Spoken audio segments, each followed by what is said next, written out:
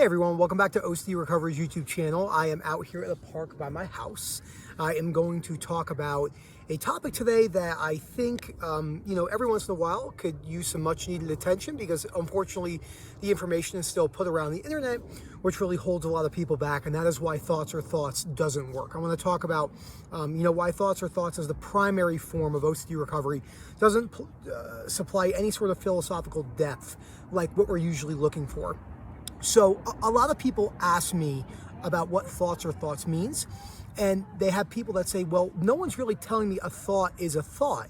And you are correct. Many people aren't using that direct verbiage anymore, but they are reassuring you in a way where the sentence structure is the same thing as a thought is a thought. So before I go any further, please subscribe, hit that like button, comment down below, let me know what you think about this, let me know if you agree or disagree. We are always open to all sorts of discussion. We keep an open dialogue here as much as we can. If you're interested in our coaching services, please email info@OCD Recovery and you will get information on our coaching and webinar services, which then gives you access to the WhatsApp groups, which are great. We got people all over the world. Something I realized is for a very long time, I could not sit Indian style because I was like 45 pounds bigger than I am right now, and I didn't have the mobility, and now I actually have the mobility to sit in Indian style, and it hurts a lot. It doesn't feel that great, but I'm going to try and sit here for the remainder of the video. So let's directly jump into what are people saying to you that is the same thing as Thoughts Are Thoughts. So maybe not. Responding to thoughts as they come with that. Maybe not. It's just a thought, let it be there. Trying to redirect your attention, trying to label what an OCD thought is and what an OCD thought is not. Thought direction.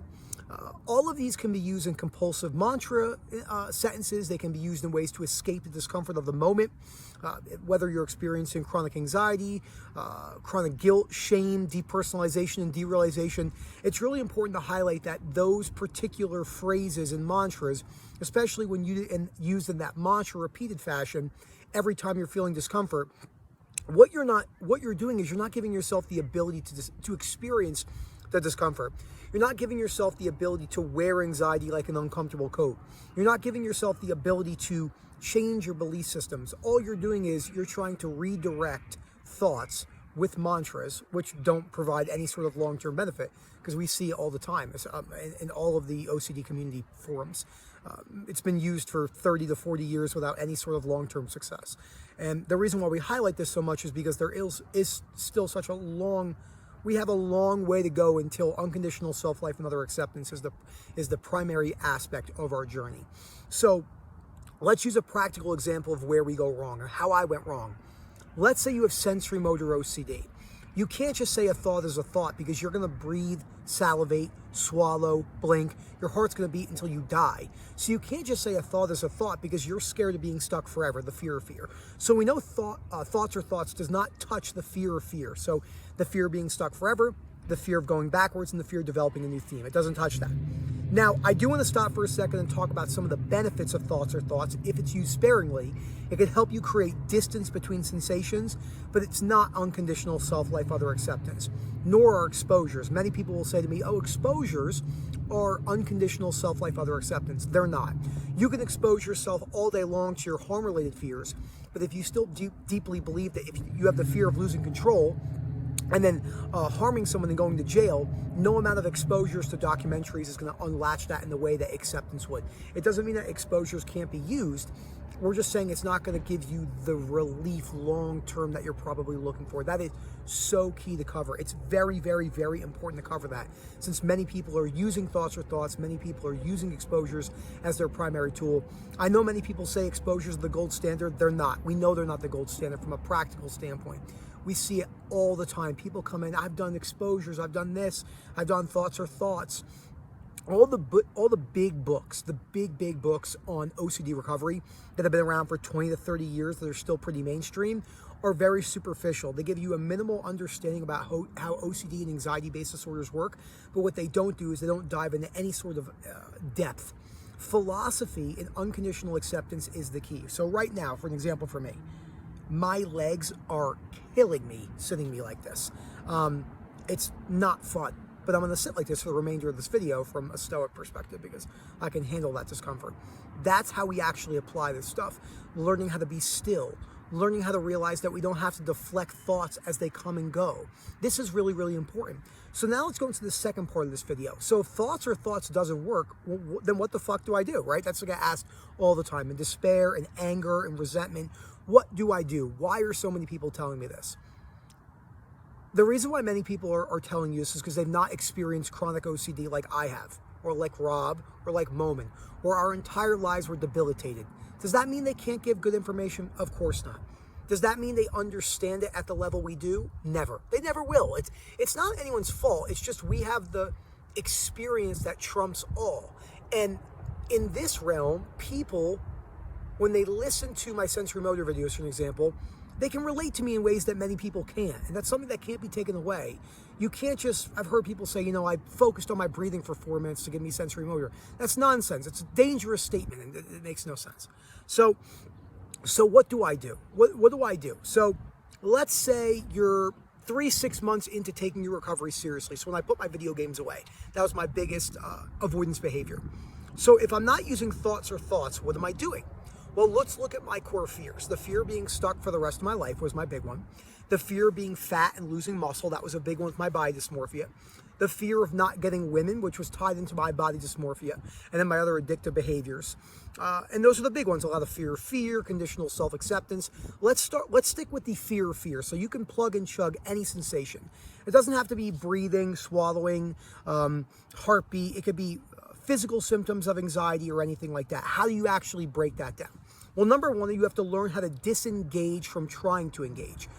What do you mean by that? So you're so used to trying to deflect the sensations as they come. What you want to do is learn how to live with them and then bring them places. I'm giving up on my stoic routine because my legs are, oh, that's so much better. So you have to learn how to disengage with those sensations. And what we mean by that is when you're at work, when you're on vacation, when you're doing things, you're actually bringing those sensations with you. You're not trying to run from them. You're learning how to calm down in the moment to when you have crisis moments, you don't reach out for compulsive help. You're not trying to run to the next forum. You're not trying to get out of the way you're feeling. What you're trying to do is experience the moment that you're in. So like right now for me, right? You know, so like I'm in this park right now. I've had all these people keep walking by and probably like, what is this kid talking about? Did he say OCD? Is that cleaning? Again, they don't know. Nobody knows because they don't experience it, you know. I always like to say if we didn't have OCD, we would think the same thing. It is really important to think about that from an unconditional other acceptance perspective. Holding resentment against other people, telling people OCD isn't an adjective is nonsense. It doesn't help the cause. So of working on it yourself. So that's what you want to do. You want to go back out there and live your life again. You want to go out and experience things. You want to go out and, there's a dog over there. You want to go out and get back to work. You want to hang out with your friends again. You want to socialize again. You don't have to feel better in the moment. You want to learn how to experience these sensations in a way that you didn't do before.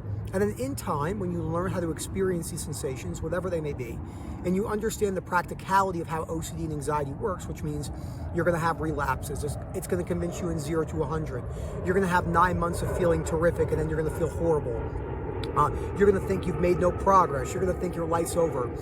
All OCD recovery is about is slowing that down and realizing that you don't need to have it figured out right now. And then on top of that, the second part of that is the beliefs. So realizing that you don't need to recover. Recovery is a benefit. It doesn't mean you don't put the work into recover. Reading the books, writing your homework, doing what's necessary. But you don't need to recover in the way that we imagine. That's what's so key about OCD and anxiety recovery. Especially writing your homework out, actually doing it on paper. I work with enough people. I see a major difference on people who write their beliefs out versus people that don't.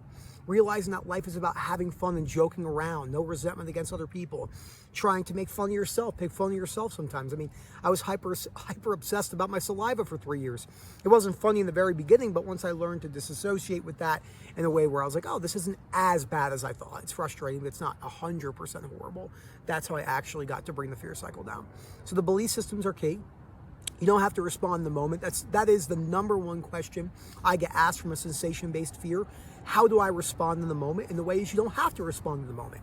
You have to learn to experience all sensations, all intrusive thoughts, images, and urges, which are primarily automatic rumination.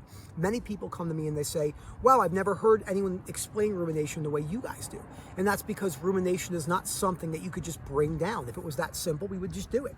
When anyone says, bringing down rumination is the #1 way to stop OCD, first of all, it's not about stopping OCD, it's about accepting OCD. So there's misconception #1. Number 2, trying to tackle rumination is like trying to tackle as I always say, the diabetes example. When you want to recover from type 2 diabetes, adult onset, you attack the core, which is unhealthy lifestyle, with genetics, of course. You don't just hyper focus on blood sugar. Yes, that's your marker, but you work at the core, which is an unhealthy lifestyle. Rumination, automatic rumination, analyzing that feels like it spikes 0 to 100. Intrusive thoughts, images, sensation, urges. No amount of thoughts is going to allow you to bring that down. You are so scared of being stuck for the rest of your life, which is so understandable. So I hope this video, brought everything together. Today when I was out in the mountains, I had I'm always having these almost outer body experiences where I'm just thinking about life, and I like to think about that this is not going to be here one day. Like, I'm not going to be sitting here. I'm going to be dead. I'm going to be in a grave, or I'm going to be cremated. Probably. I think I want to be cremated and have my ashes spread over somewhere like the mountains or something. I know that sounds really wishy-washy, but it means something to me. And I'm not going to be here one day, and this is all going to be gone. There's probably not even going to be a conscious remembrance of this moment. So that is so important for me to break that down.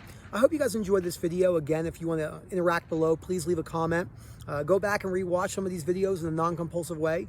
And email info@ocdrecovery.com, again, if you're interested in any of our services. If you have any ideas for videos, if you want to see more topics on myths, if you want to see more topics on live disputing or anything like that, please let me know and I'll go through that. Thank you so much for watching, and as always, have a great day.